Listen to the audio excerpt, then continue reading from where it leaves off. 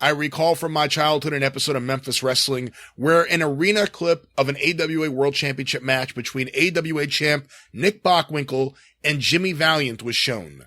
And going against character, there was a voiceover of Valiant explaining how he thought he really did have a chance to defeat the champ. It was a calmed, measured, and done to great effect voiceover, showing the importance of the title shot to Valiant as he explained his approach to the match. I don't recall if Lance was in on the voiceover with him as he commentated on the match, but if he was, then it was even better than I remember. Do you have a memory of this episode/match? I'm guessing it was between 75 and 78. And as a sidebar, this is why it pisses me off when people call Memphis garbage wrestling. They did a better job of making it seem real by breaking the fourth wall than any other promotion did by making it seem like an athletic competition. Well, yes, as a matter of fact, that was a wonderful summary of the reason they did the whole thing. I'm going to say, and I'll leave it to Mark James. If I had his book right here in front of me in my hand, I could pin down the exact week, but it was either late 78, early 79, during Handsome Jimmy's first big run as a babyface after that Jarrett had started using the AWA champion as his world title, which occurred in mid 78 or so. So at any rate, Lawler couldn't get all the title matches every time, even though it seemed like he did, and they were the ones that drew, but you had to, if you were going to have the world champion in more than a couple times a year, you had to come up with other challengers for him. And because Handsome at one time, he's one of the only two guys, Bill Dundee being the other one, and maybe Dutch at one point, that really ever rivaled or exceeded for a period of time Lawler in popularity in the territory.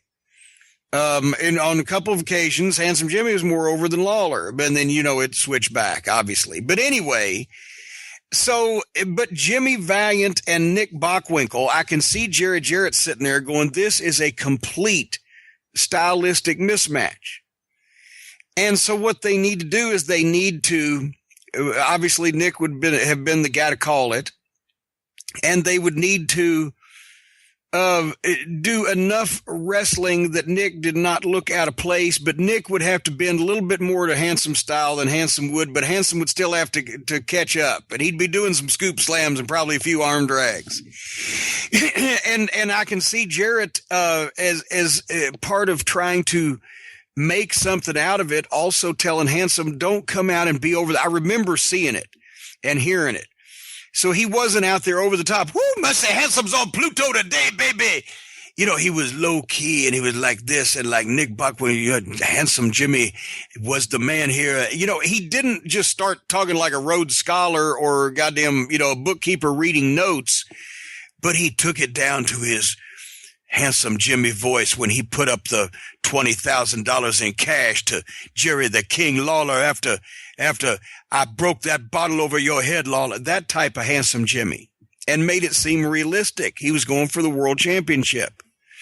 And that got Handsome a little more over because he actually went out and had a wrestling match at that point, which was pretty much totally against his gimmick.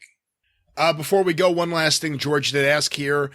You drove Valiant and Idol to the arenas. Did you have to drop them off a block away, or could you, Valiant, Idol, and Mama Cornette arrive, park, and walk in together? No, well, these would be times when they were on a set. Remember, there's the famous picture of Jimmy Hart's first family. That's Handsome Jimmy, Austin Idol, Dutch Mantell, and a Dream Machine. Yeah. No, we never drove a babyface to heel at the same time. So in whatever... But at the same time, there were times we drove Jimmy when he was babyface, times we drove Idol when he was heel separately, et cetera, et cetera. So that's what the reference is referencing.